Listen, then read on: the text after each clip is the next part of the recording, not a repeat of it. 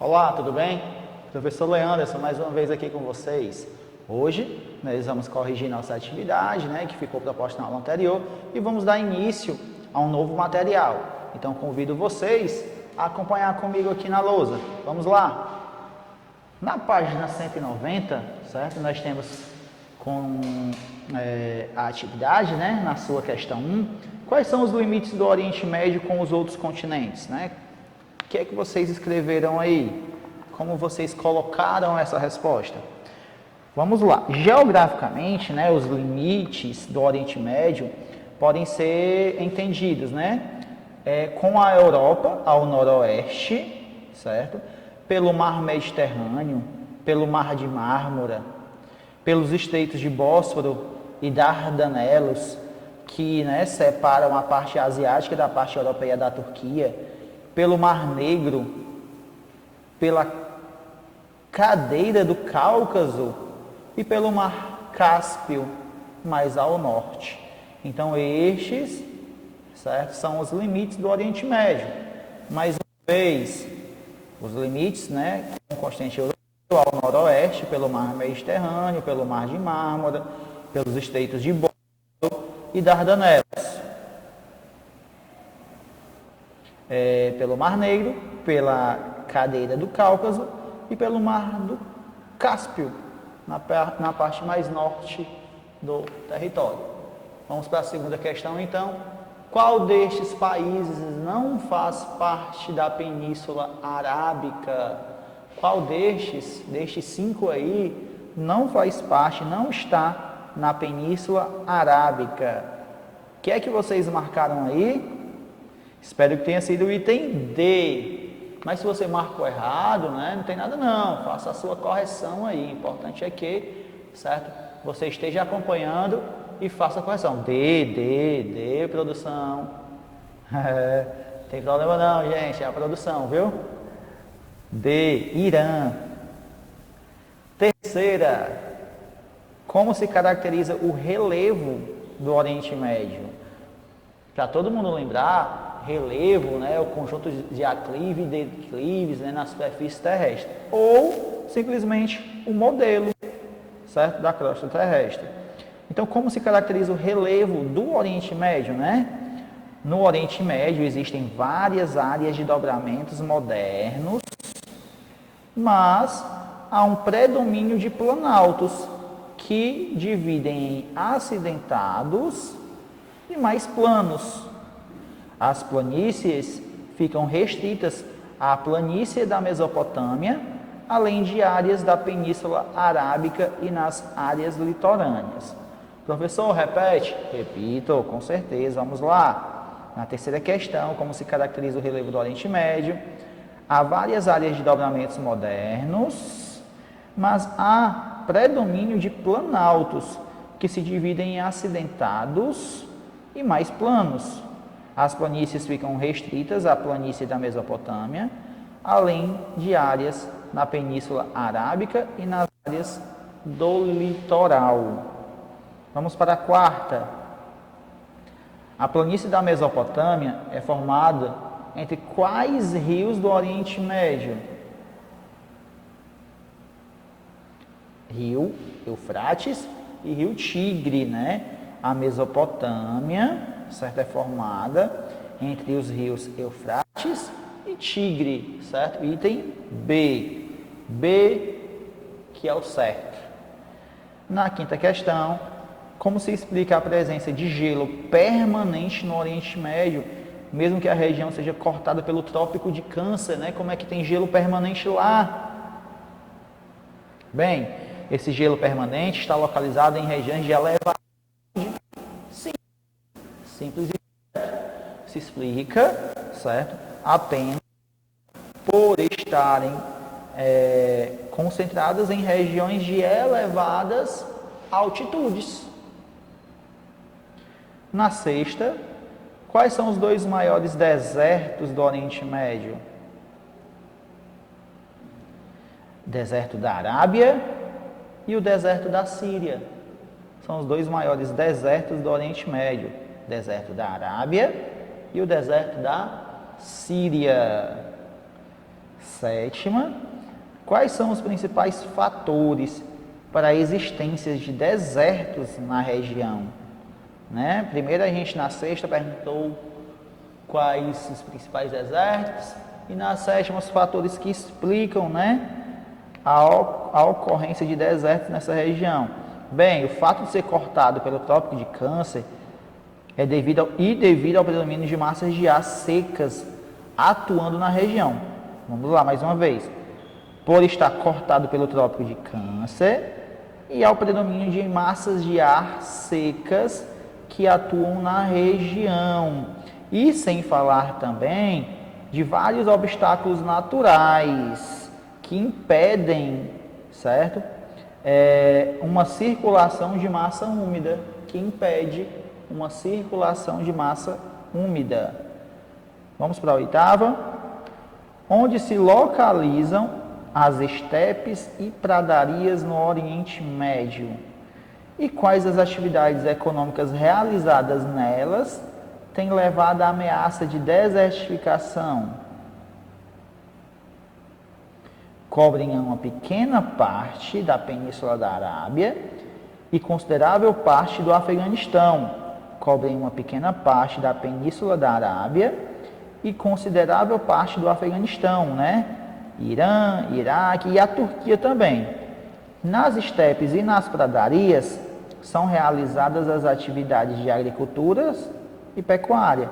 Nas estepes e pradarias são realizadas as atividades de agricultura e pecuária. No entanto, o mau uso do solo tem intensificado o processo de desertificação. O mau uso do solo tem intensificado o processo de desertificação. Beleza? Então vamos aqui para o nosso mapa mental para a gente finalizar essa aula.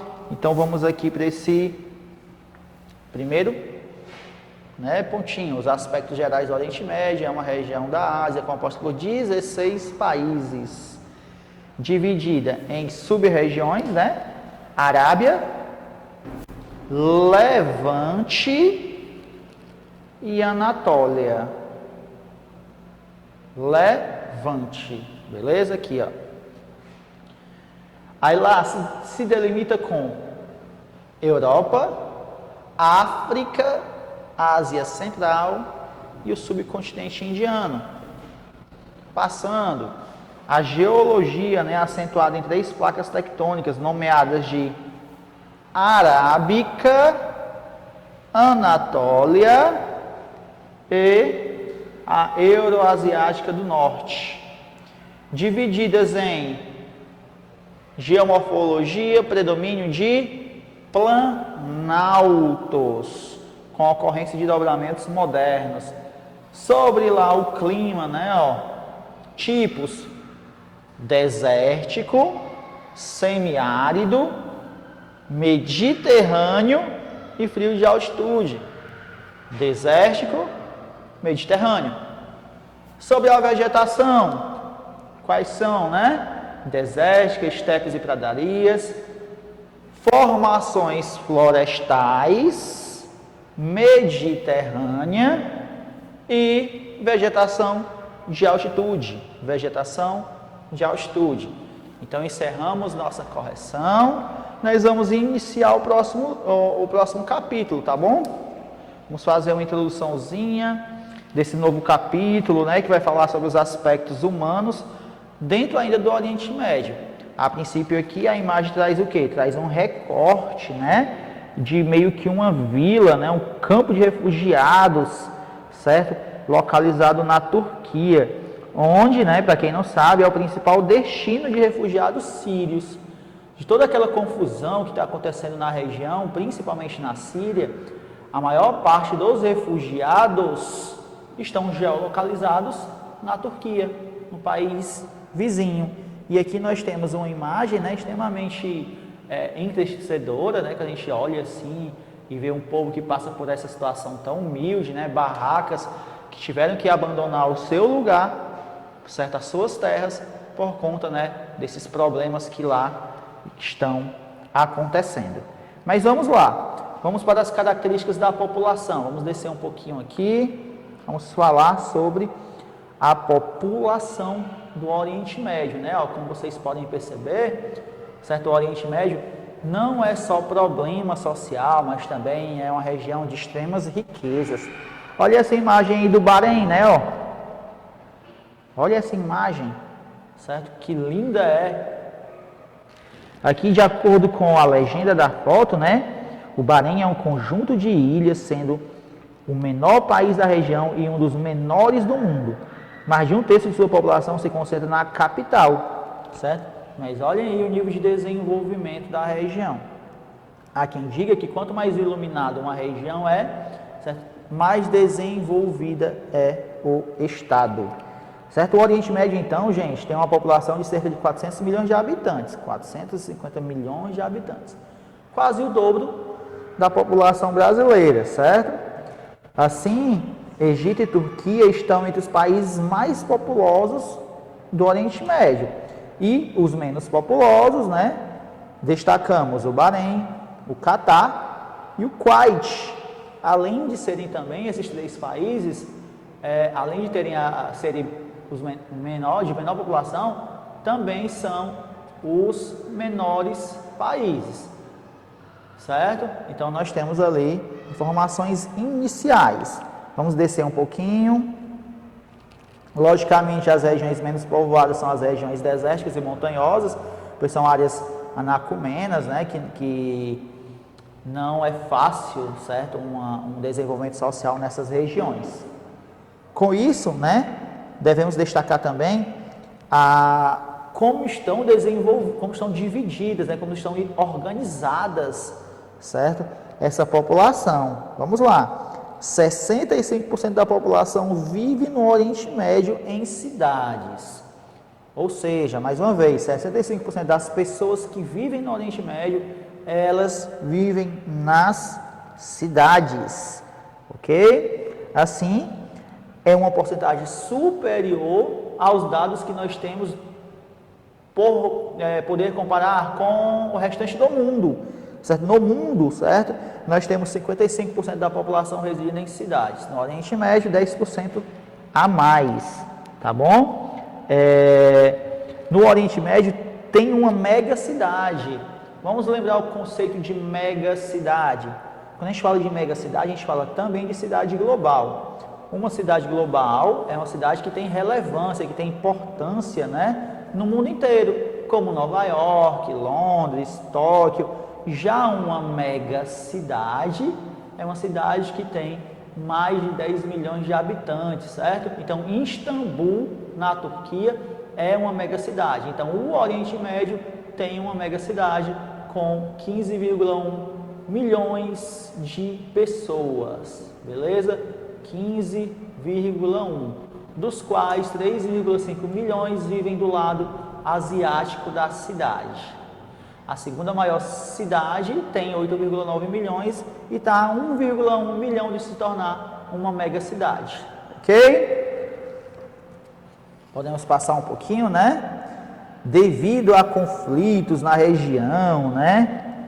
Há uma considerável flutuação da população, ou seja, a população está se deslocando de algumas áreas para outras, né? Atualmente, a Síria é o caso mais emblemático da atualidade. A Síria, na atualidade, é o caso que mais repercute. Mas também, certo, já aconteceu no Afeganistão, recentemente, como também já aconteceu na Palestina. Então, é meio que normal, certo? Um normal entre aspas, certo? Essa população está flutuando entre os países. Nos últimos anos, cerca de 25% da população da Síria fugiu do país. E outros 25% que continuam na Síria não vivem em suas casas. Olha aí, a metade da população foi afetada. 25% fugiu, 25% dos que ficaram não vivem mais em suas casas. Só não comprometeu ainda a metade da população, mas a outra metade foi extremamente, né, ali mexida. Pensem no Brasil, 200 milhões de habitantes, sendo que 50 milhões tiveram que abandonar o Brasil, lógico, uma comparação, né? E outros 50 milhões se mudaram, abandonaram suas casas. é complicado demais, tá? E a cidade que economicamente retrata, né, o maior poderio dentro do Oriente Médio, logicamente é Dubai, né?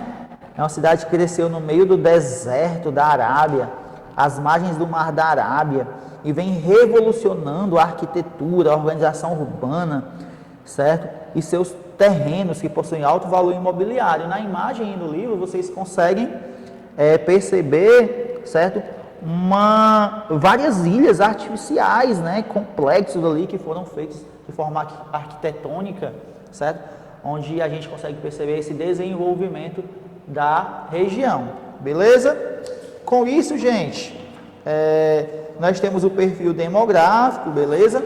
Nós vamos encerrar aqui no perfil demográfico, aqui embaixo, pode baixar um pouquinho, só um pouquinho, isso. Eu quero que vocês analisem essas pirâmides, né? As pirâmides etárias no formato triangular, certo? Aqui, esse certinho, automaticamente eu consigo entender que é um país que vem passando por problemas sociais. Só que em comparação nós temos Israel de lado, né? Israel, como eu já disse anteriormente, é um ponto fora da curva, é uma exceção dentro do Oriente Médio. Então Israel já apresenta um outro aspecto, né, etário. Certo? Então eu quero que vocês analisem, né? Vejam aqui qual é a base mais estreita, a base mais larga, o que significa isso, né? De forma bem grosseira, bem rápida, né?